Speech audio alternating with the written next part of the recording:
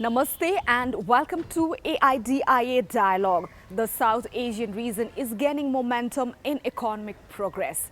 India and China are fastest growing economy, while Bangladesh too has been achieving remarkable feat in its economic growth. A nation with about 160 million people and a strong middle class, which lies very close to Nepal, can offer a good opportunity for Nepalese businessmen and entrepreneurs in the energy, trade, tourism, culture and many other sectors and vice versa. How Nepal can reap good dividend from the close neighbors' growing market potential? The energy-hungry, fast-growing Bangladesh will be requiring massive power in a few years' time. Can Nepal benefit from it? We will try to unpack these major questions on today's show. For this, I am joined by Her Excellency Mashfee Binte Shams, Ambassador of Bangladesh to Nepal. Your Excellency, welcome to AIDIA Dialogue. Thank you for inviting me. We are very much pleased to have you here. It's a great honor for me to be here also. To begin with, how do you assess the current relationship between Nepal and Bangladesh? Our relationship is really excellent. There is simply no way to describe what a wonderful relationship we have. Our relationship is based on cultural, I guess, linguistic, historical and religious linkage as well. But having said all this beautiful thing, we don't see any high-level meeting here in Nepal from Bangladesh, though we are geographically very close. Your remarks on this? Not only from Bangladesh to Nepal, but also from Nepal to Bangladesh. There has not been any high-level visits, bilateral visits. I think one of the reasons may be that Nepal was going through a transition and neither side was ready for high-level visits while the political transition was on. Now that there is stability here, we are looking forward to engaging deeper in the political activities. In the meantime, our relationship, the trade and economic and other relationship has been moving forward very satisfactorily. And do we see any high-level visit to Bangladesh or from Nepal to Bangladesh in your tenure? Any soon? Let us say both countries are very highly engaged and they have been meeting in the sidelines of many of the multilateral meetings that both the countries have been attending. And our Honorable Prime Minister has come here for the SAARC Summit and the BIMSTEC Summit. So let us see, it would be nice to have high-level visits, of course. Your Excellency, I see your engagement in a lot of activities related to trade, business and promoting investment. As we all know, modern diplomacy is all about economic diplomacy as well. In the changing global scenario, Nepal has always looked Bangladesh as a potential business partner. How do you see, what are the major areas of cooperation that we need to explore together to enhance trade, investment and so many other things? The current volume of bilateral trade is so far below the potential. Right now, I think together, taken combined, it would be around $60 million, which is hardly nothing. Our export to Nepal is around $45 million. When you consider that Bangladesh's global export is more than $30 billion. So that means it's, it's almost negligible. And similarly for Nepal also, your exports to many countries together is around $900 million, whereas you're only exporting around $11 million to Bangladesh. So there is much scope to enhance this bilateral trade. And similarly, investment between the two countries is also rather, at present, it's not very significant. There is a major area to, this is one major area where we can focus because, there are many sectors like hydro and tourism sector in Nepal. And whereas in Bangladesh, there are many sectors like in the leather and the ready-made garments and IT, so many areas where Nepal can also invest. So this is one area we need to really explore. Your Excellency, you just mentioned that both the nation Bangladesh and Nepal are underperforming in enhancing bilateral trade. Can you highlight some of the major reasons that is creating obstacle in enhancing trade between Nepal and Bangladesh? In my assessment, the first obstacle is the lack of knowledge. You know, the businessmen of neither Bangladesh nor Nepal are very much aware of the potentials. Nepal has been importing from so many countries, you know. You go to the market, you see products from Thailand, Indonesia, everywhere. Argentina, everywhere. You don't see anything from Bangladesh. When I talk to Nepali businessmen, they are not even aware that Bangladesh is producing so many products. Similarly, for Bangladeshi businessmen, they are not really aware of the Nepali opportunities, you know, the opportunities in Nepal that they can actually export. But recently, in the last 3-4 years, Bangladeshi businessmen have been coming here. We have been organizing single country trade fairs with the collaboration of some business people. And they have been coming here and have been making contacts, and as a result, our product exports to Nepal has diversified, and our trade to exports to Nepal has increased. So that's one very positive sign. Regarding exports, I am encouraging Nepali business people to explore the huge market of Bangladesh. So talking about the enhancing bilateral trade between Nepal and Bangladesh, and enhancing the volume of trade, a lot of Nepali entrepreneurs and traders argue that to reap maximum benefit from a trade sector, we need to revise trade and transit related agreement with Bangladesh, as Nepal is underperforming in maintaining trade balance with Bangladesh. Your remarks on this? The trade agreement as such is fine. What we need to do is there could be many more enabling MOUs, or for example standardization, quarantine, SPS, phytosanitary measures. These sort of MOUs and standardization between the different organs of the government, I think that could help to reduce some of the non-tariff barriers or some of the blocks there are. And it could help the exporters and importers of both sides. And here, Your Excellency, I'd also like to add, in a lot of business-related events, I've heard that the traders and investors, they argue that the tariff imposed by Bangladeshi government to Nepali products are very high in comparison to tariff set by Nepal to Bangladeshi product, and it's causing a huge imbalance in trade.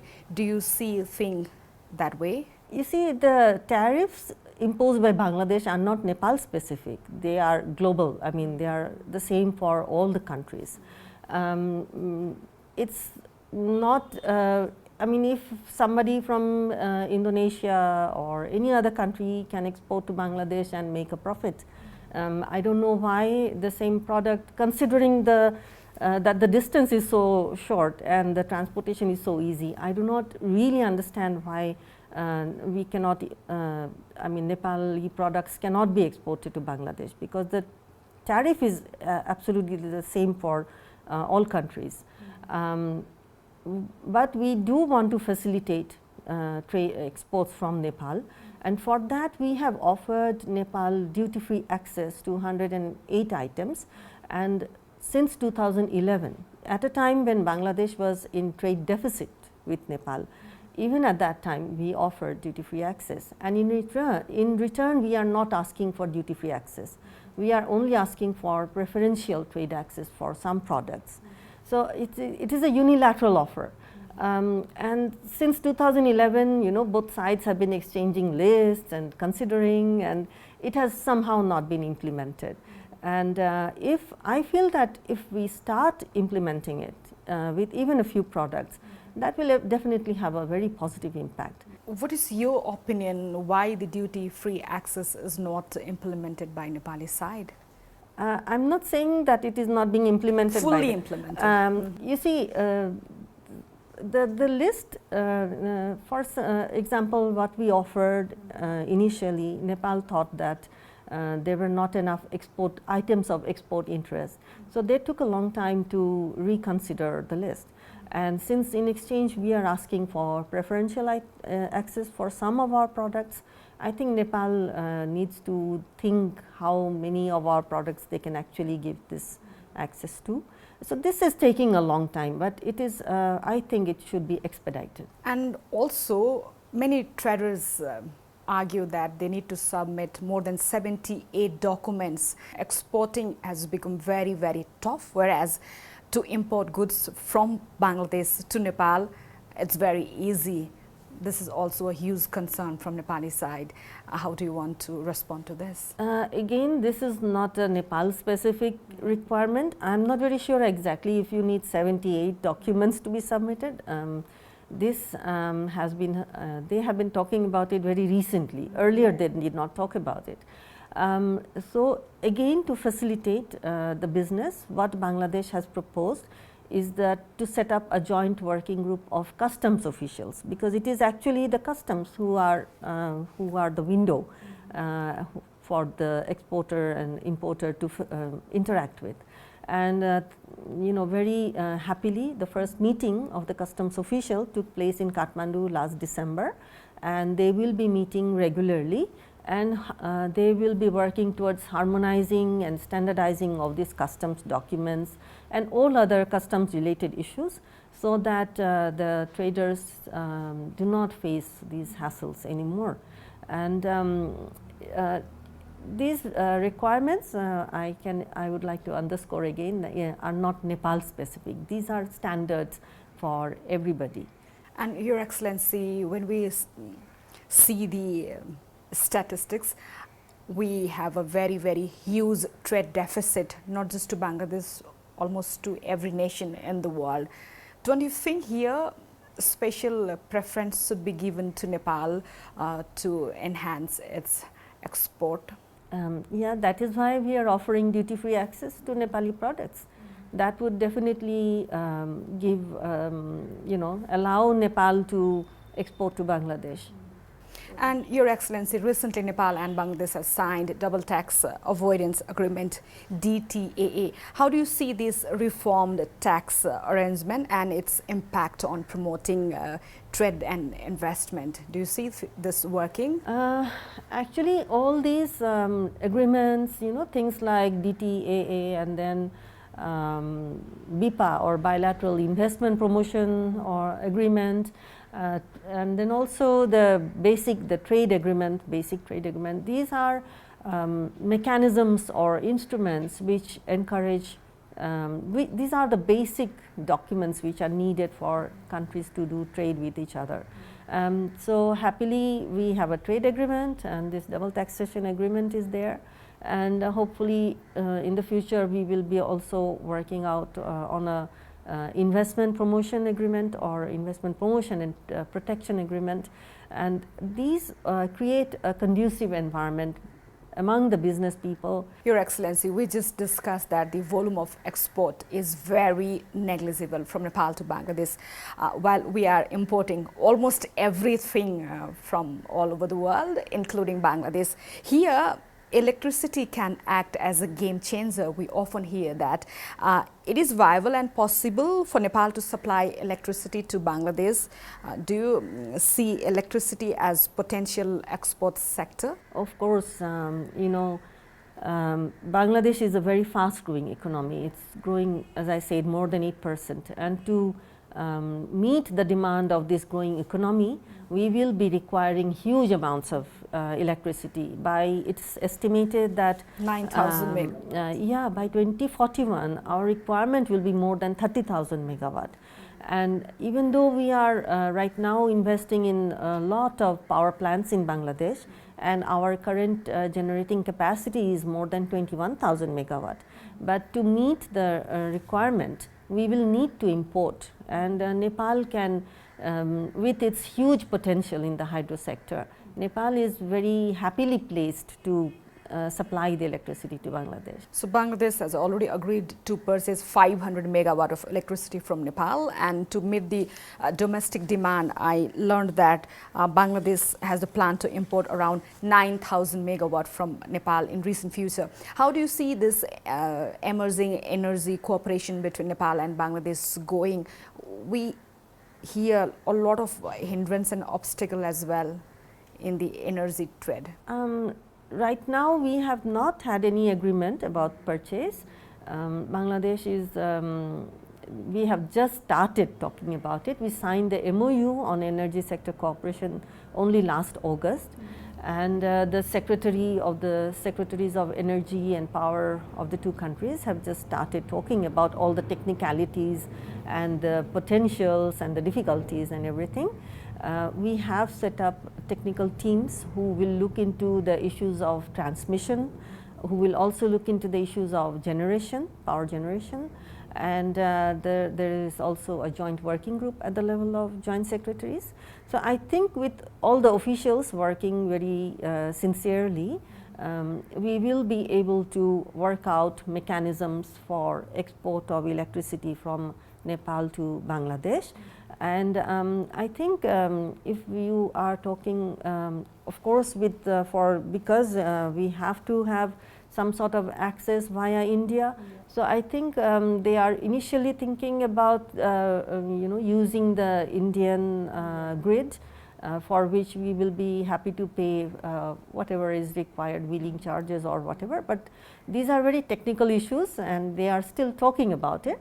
And I think down the line we will work out some sort of mechanism. And recently, I think last month, Nepal and Bangladesh agreed to use the Indian transmission lines in the Siliguri corridor for power trading. How do you want to acknowledge the cooperation of India for this? And could you also tell us more about the plan for developing a dedicated line for energy trade in the near future? Of course, it will be needed eventually, I think, because there is so much electricity going to be transmitted. So I suppose eventually a dedicated line will be required. But I think it's still too early to even talk about it, because in the first place, Nepal has to become self-sufficient in electricity, and then in the second place, you actually have to decide whether you want to export the electricity or not. And once that is done, then I think all these other technicalities can be worked out. And here, how do you observe the imperative of sub-regional framework like BVIN to promote the economic integration for this region? And there is a backdrop of stalled connectivity initiative under SAARC. We cannot forget that. The countries of the region or sub-region have no choice but to cooperate with each other. We share common rivers, we share a common ecosystem, we share environmental concerns, we have similarities of challenges of access to the global market, we have similar issues of migration. So there is no way that we cannot cooperate. We have to cooperate for our own survival. And it is in this context that, of course, SAARC, BIMSTEC, and if you take a look at it in a smaller context, then the sub-region of BVIN comes into effect. Nepal and Bangladesh had trade transit treaty in 1970s, which allows Nepal to use Mongla and Chittagong port of Bangladesh, but this port is not utilized by Nepal. Tell us something more. What are the ongoing port development and connecting infrastructure project, and how Nepal, Bangladesh should work on it to materialize a grid connectivity project in near future? I think the ports of Chittagong and Mongla are not being used by Nepal, is that we don't have a connectivity arrangement for the buses or trucks from Nepal to move all the way up to our ports. Or the other way also, our trucks and buses cannot also come to Nepal. So if we have some sort of arrangement in place for that, I think it will facilitate the use of our ports for Nepal's transit. We also have a rail agreement in place that can also be used without any, that is ready to be used. And Your Excellency, talking about road connectivity, in April 23rd and 24th, there was a trial bus service from Dhaka to Kathmandu, Nepal under the BVIN motor vehicle agreement, where Indian, Nepalese and Bangladeshi government officials traveled and initiated the trilateral bus service. But since then, there is no progress in that yes, route. it's a bit disappointing. Why is that? It's a bit disappointing. We are really hopeful that it will be operationalized very soon. We have been talking about it for a long time, and I think once the bus service or the cargo truck service is implemented, especially the bus, it will really boost the tourism between our two countries. Absolutely. Why this initiation has not moved forward? I think initially there was an issue about Bhutan having some reservations, and so their upper house did not ratify the agreement. Talking more about connectivity, geographically Nepal and Bangladesh are separated by Siliguri corridor of Indian territory, and a lot of time we hear that if that territory can be used by Nepal, we can reap huge amount of benefit. What should Nepal and Bangladesh do to take the confidence of India to promote connectivity from this corridor, as there are some security concerns from Indian side? The feedback that I get is that the corridor is now very well available for use by Nepal and Bangladesh. Currently the Nepali trucks are going from Kakarvita all the way up to our land port Banglabandha. They are carrying the Nepali products and they are depositing it in our warehouse, and there are no restrictions right now. Initially maybe there could have been some security arrangements or convoy, there needed a convoy or something, but right now there is nothing. The corridor is fully accessible at present. And recently Nepal held investment summit. As we all are aware, Nepal is seeking huge amount of FDI to meet the economic goal, the aggressive economic goal set by our Prime Minister. Can you tell us what are the areas that are suitable for investors from Bangladesh to Nepal? I believe Bangladesh has recently started making investment in foreign nation as well. Well, in the first place, Bangladesh has already offered to invest in the hydro sector of Nepal.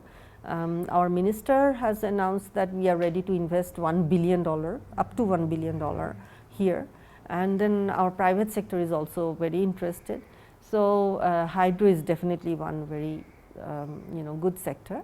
Then tourism is another area where I think you could be encouraging investors from Bangladesh, and also I think agro, food processing and agro could be another area where you could invite investors from Bangladesh, because we have made good progress in that area, and we could I think there are people capable of investing in that area. I learned that you traveled most of the industrial sector of Nepal, industrial cities of Nepal, to promote trade and investment. How do you observe the economy of Nepal as a foreign diplomat? I think there is a lot of potential, and yes, you're right. I have traveled more or less very thoroughly across Nepal, and there is a lot of willingness also, and I think people are just waiting for the right investor or the right opportunity to come along,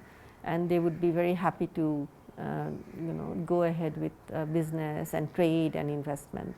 And one thing that always struck my mind is Bangladesh has established a pilgrimage in Lumbini, and Bangladesh will be the first Muslim country to do so. What is the motivation behind that? Can you tell us more about this initiation? According to our constitution, we are a secular country. It's a multi-religious country where every religion enjoys equal opportunities. And for Buddhism, we have a very ancient Buddhist heritage in Bangladesh, especially from the 7th to 11th centuries. When Buddhism had almost died out in this subcontinent, Buddhism was flourishing in Bangladesh under the Pala dynasty. You must have heard of our Paharpur and Mahastangar. These are old flourishing, they were flourishing centers of Buddhism in Bengal. And so we want to carry on with that tradition, and that is why we feel it is very important that we should also be represented in the international monastic zone of Lumbini, and we should have our own Buddhist monastery there. Nepal has become a home for a lot of Bhutanese refugees, and Bangladesh has become a home for many Rohingyas refugees from Myanmar. How Bangladesh is going to adjust country's political and economic situation in coming days? A lot of people are very curious to know about this. We are currently hosting more than 1 million Rohingya refugees in Bangladesh.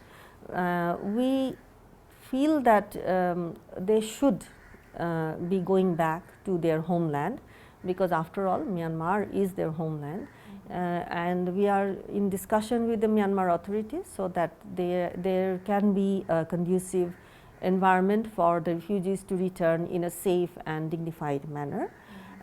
It is actually a huge burden on Bangladesh to be hosting more than 1 million people, but our Prime Minister, Honorable Prime Minister, has said that if they come to us for safety, we will give them sanctuary for however long it is needed, and in return we do not ask for anything. And finally, Your Excellency, to conclude our conversation, we see a lot of push and pull politics in the regional sector, regional power politics. Can you briefly share that what are the core foreign policy priority and direction of Bangladesh, and how Bangladesh is managing its relationship with two powerhouses, India and China? The core foreign policy, from Bangladesh is that it is our Bangabandhu, our father of the nation, Bangabandhu, enunciated it in 1972, and it's enshrined in our constitution that it's friendship to all and malice to none. And then beyond that, it is, first of all, we want to focus on our region in the and by region we mean South Asia, because we feel that the neighbors are our most important partners. And then of course we will be guided by our national interest, and for economic development we will be focusing for major partners who can cooperate in economic development. This year Bangladesh has attracted more than $3 billion of foreign investment from many countries, including China, India, Japan, and many countries of the world. And actually balancing between India and China is not an issue for Bangladesh, because we feel that relationship with one country should not be at the expense of other, and we can have a comfortable relationship with all countries of the world. Your Excellency, thank you so much for your insight, thought, and thank you for your time. We are very pleased to have you here. Thank you so much. It was really very interesting to talk to you. Thank you.